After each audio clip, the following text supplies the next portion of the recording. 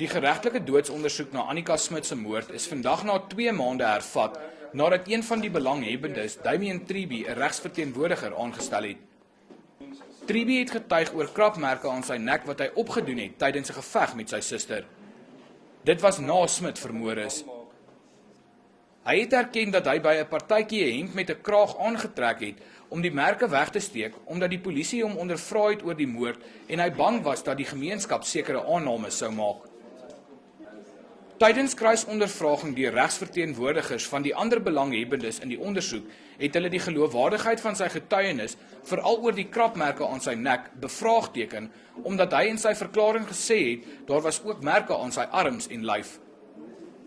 Daar was aanvanklik nie genoeg DNS om selfs 'n proses te begin om verdagtes of doneerders uit te skakel nie.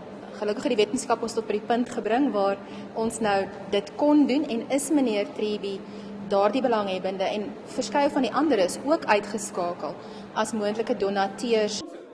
Triebie, wat in die veiligheidsbedryf werk, het gisteraand nagskof gewerk en was teen etenstyd te moeg om verder te getuig. Die ondersoek is tot Woensdag uitgestel. Gerard Pretorius, E-nuus, Pretoria Noord.